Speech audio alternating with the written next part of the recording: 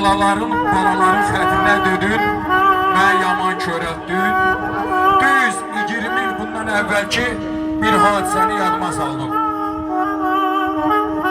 Rəhmətli dədəmin, Allah hamımızın ölənlərinə rəhmət eləsin, məşəqqəsi olmasın. O elə ürəklə dedi ki, balaların xətrinə. 70 illik yubileyi idi. Bütün balalar hamı süfrənin başındaydı. 10 dənə uşaq. Ölənlərə rəhmət, qalanlara zən sağlığı. O məclisin şirin yerindən Məhəmməd. Çək ağa. Tarixdə həyatı bilmək olmaz. Bəlkə mən də getdim. Dədəm durdu ayağa, dedi ki, balalarım. Sizə bir sual verəcəm, amma tam səmimi cavab verin. Qayıtdı ki, kim məni yad balasını çox istəyir?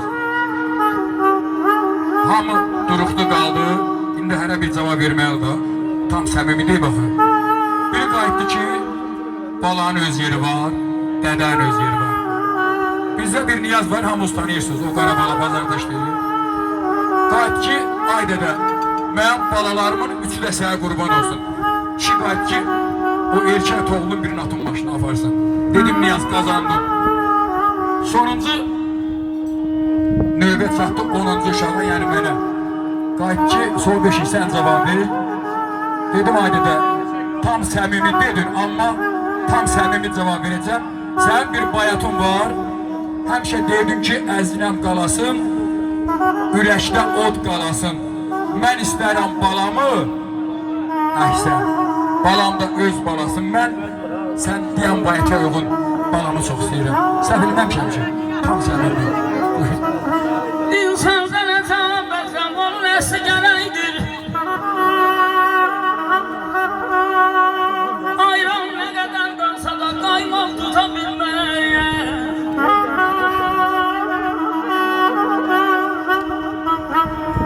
Fakirənə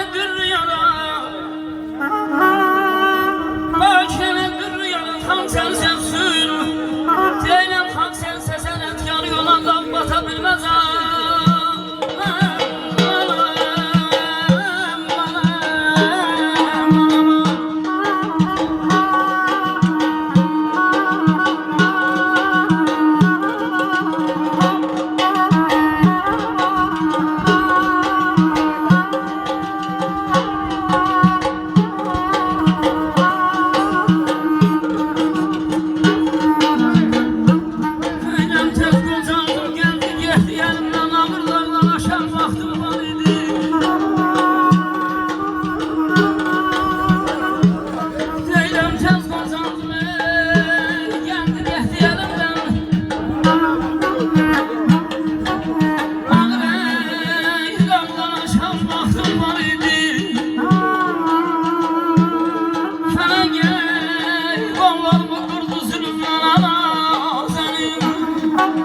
Deyiləm fəgey, qollarımı qurdu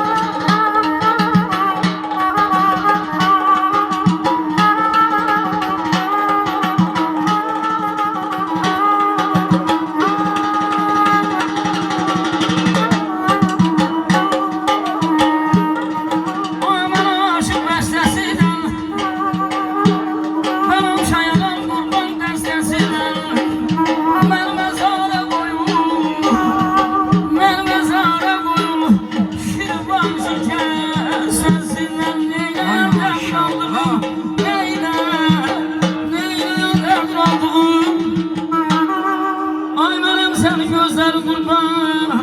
Ya